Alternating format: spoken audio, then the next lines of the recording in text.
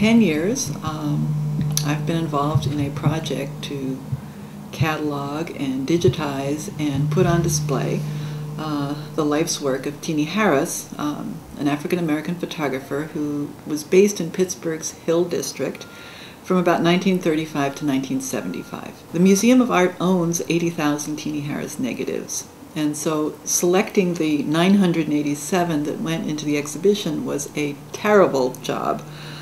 We could have done an exhibition of 40,000 images without any problem. In the first gallery, we have 7 huge digital projections showing all 987 images arranged by theme, where you really feel like you are immersed in Teenie Harris's times and place.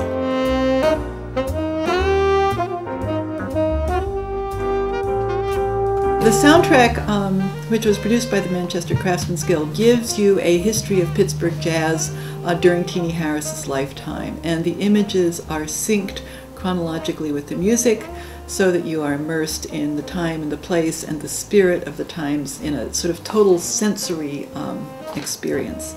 The second room in the exhibition is quite different. We take the same 987 images, and this time we put every single one of them up on the wall, and down the center of the room is a bank of computers which has the entire database on it.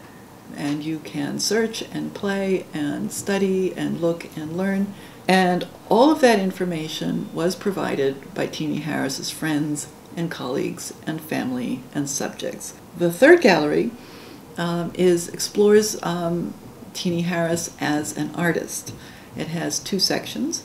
The first section, we invited our advisory committee and several experts on photography to go through our list and to each pick out their favorite photograph, the one they thought was a great image.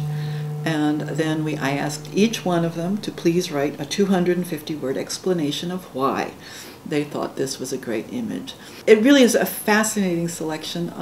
You couldn't have a greater variety of choices, of styles, of subject matter, and of points of view. The second part of that space is an 18-minute multimedia presentation where we were able to interview Mr. Harris's family, friends, and colleagues about his practice as a photographer. Again, the emphasis is on hearing from people who were there at the time and to get their words directly out to the public. People don't realize how important his work is in the broader national context. First of all, the Pittsburgh Courier circulated nationally and internationally during his lifetime, and many of his images actually were seen by readers across the country and were very much a part of this process of African American self-presentation. In other words, he represented the African American community the way he thought it should be, the way people wanted to be seen and remembered,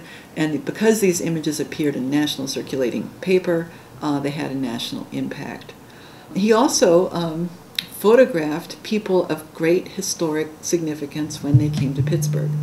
So we have wonderful, wonderful images of great politicians and civil rights leaders, from JFK to Martin Luther King, sports heroes from the Negro Leagues to the Pittsburgh Steelers, great entertainers, Eartha Kitt and Lena Horne and Paul Robeson.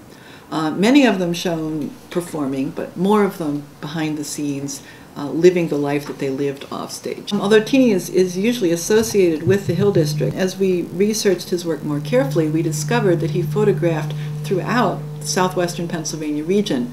Wherever there were pockets of black citizens, he ended up covering stories there.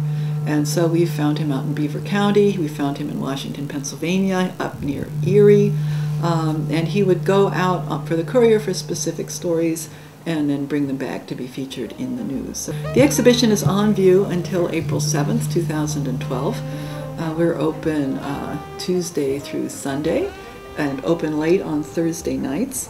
It's going to be one of the most successful shows we've ever done, so do come see it.